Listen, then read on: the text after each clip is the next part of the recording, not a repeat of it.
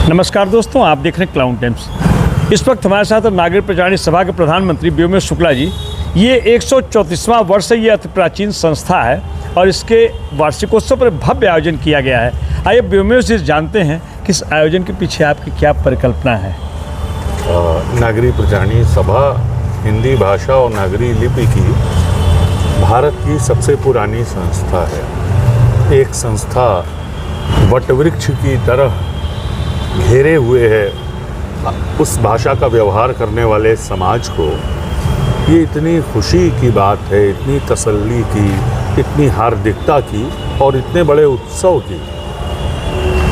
आज सवाल इस बात का है कि एक भाषा का, एक लिपि का उत्सव मनाने की बौद्धिक सामर्थ्य इस समाज में बची है कि नहीं। तो हम ये साबित करना चाहते हैं कि हमारा समाज कृतज्ञों का, एहसान फरामोशों का समाज नहीं है।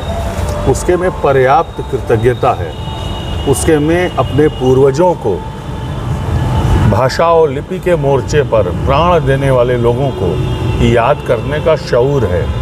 तो उसी को हम लोगों ने बदला है कार्यक्रम में, अपने भावों को।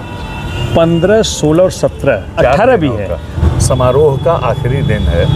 कल मशहूर फिल्म निर्देशक अनुभव सिन्हा और सुधीर मिश्र हमारे बीच होंगे।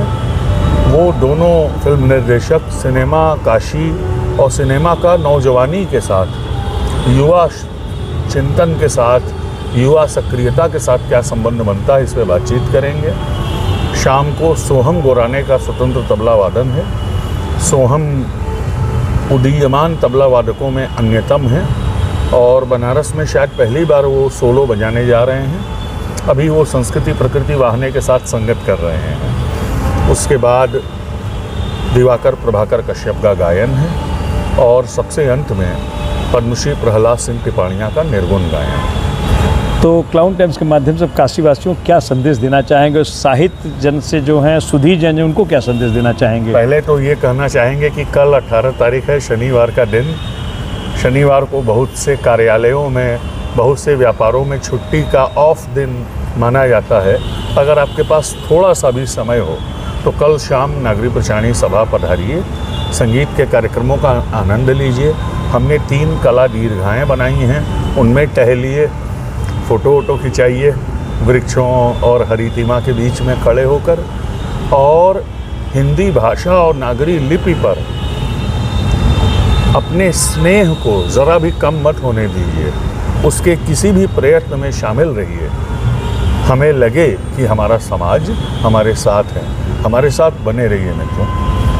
इस आयोजन के पीछे आपके पास किस तरह की चुनौतियां थीं जिसको आपको इस तरह से मूर्त रूप देने में काफ़ी कठिनाइयां हुई? और अभी आप देखिए माहौल, जैसे हाल आपका भी एक सामान्य सा कार्यक्रम पॉप वगैरह करिए, हिप हॉप करिए तो युवाओं की पूरी भीड़ जमा रहती है। लेकिन साहित्य को लेकर जो निरस्ता है लोगों में, उसको कैसे आप आगे बढ़ाएंगे?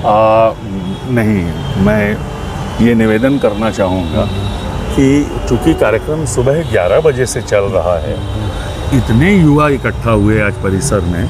आज 3 ताल जो मशहूर पॉडकास्ट एपिसोड है आज तक रेडियो का, आज तक टीवी टुडे का चैनल है, आप सब जानते ही हैं। 3 ताल वाले कार्यक्रम में इतनी भीड़ थी कि हमारे पास मुक्ता काशी मंच पर जगह नहीं बची। हिमांशु वाजपेयी दास्तान गो हैं, उनकी दास्तान गोई में इतनी भीड़ थी कि जगह नहीं बची। अभी संस्कृति प्रकृति वहाने का सितार है। देखिए, शब्द और साहित्य के व्यक्ति को संगीत की ओर मोड़ना कठिन है, संगीत के व्यक्ति को साहित्य में ले आना और भी कठिन है। ये हमने कठिनाइयाँ चुनी हैं, हमने इनको चुनौती की तरह स्वीकार किया है। हम चाहते हैं कि साहित्यकार संगीत से अपरिचित न हो। हम चाहते हैं कि संगीतकार को पता हो कि साहित्य की दुनिया में क्या हो रहा है। बनारस में एक बहुत पुराना मुहावरा है 2 नावों की सवारी का, आप जानते हैं, मैं उसको दोहराना नहीं चाहता। हम 2 नावों की सवारी कर रहे हैं, कोशिश है कि सफल हों। हमारे पूर्वजों के तप का बल हमारे साथ है। आज जहाँ कम लोग हैं, बहुत सीरियस लोग हैं, लेकिन ये आप भी मानेंगे, वहाँ पे अभी जैसे पॉप का एक प्रेजेंटेशन है, जैमिंग होनी है, तो अभी कुछ और लोग बढ़ जाएंगे। वो समय यूट्यूब पर सब लोग लाइव देख रहे हैं, तो इस तरह से कार्यक्रम आगे बढ़े। जो लोग यूट्यूब पर देखना चाहें उनको कहाँ से देखने नागरी के? प्रचारणी सभा का सोशल मीडिया हैंडल जो है, हिंदी में नागरी प्रचारणी सभा लिखेंगे, हमारा फेसबुक पेज भी दिख जाएगा, इंस्टाग्राम पेज भी दिख जाएगा, हमारी वेबसाइट भी, सब जगह पॉडकास्ट हो रहा है, यूट्यूब पर हो रहा है, तो वहाँ देख लें। तो ये रहे व्योमेश शुक्ला जी, जिन्होंने 3 दिन के कार्यक्रम का अभी तक विस्तार से हमको बताया। चौथा दिन कल आखिरी दिन है, तो आप सभी लोग यहाँ पर जरूर आइएगा और इस भव्य और दिव्य कार्यक्रम का आनंद जरूर उठाइएगा। क्लाउन टाइम्स को आपने अपना मूल्य समय दिया, इसके लिए बहुत बहुत धन्यवाद। धन्यवाद, धन्यवाद दोस्तों।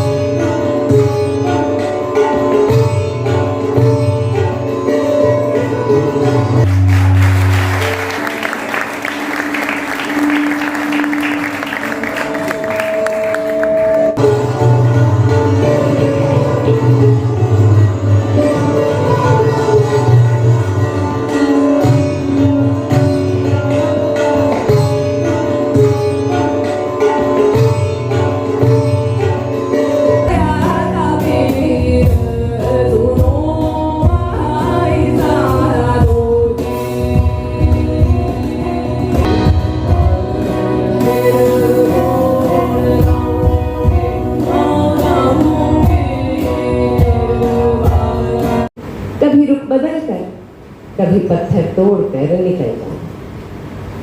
दरख्त से सीखा था हर समय खुशी में गम में खड़े रहना, अपनी जड़ों को पकड़ कर। तो ये जो बंदरिया थी वो भी इधर से उधर भागा करती। दुनिया कहती कि छांव ढूंढो, पर ये दरख्त से पूछा करती कि इसे धूप कैसी लगती। इस बंदरिया के पास बड़े सारे सवाल, और जब एक भी जवाब मिलता तो उसे एक जवाब पर फिर कई 100 सवाल करती। था बिना किसी लबादे के आगे बढ़ते जाना, जीते जाना, क्योंकि जंगलों में कोई कपड़े थोड़े पहने रहता है, न ही दीवारों के पीछे छुपा करता है। मच्छर आता है तो जाता है, और बहुत शुरू में कोई ध्यान न दे सका, लेकिन जब धीरे धीरे पानी का बहाव बिल्कुल रुकने लगा तो पता चला कि किसी इंसान ने कहीं पे दीवार बना दी।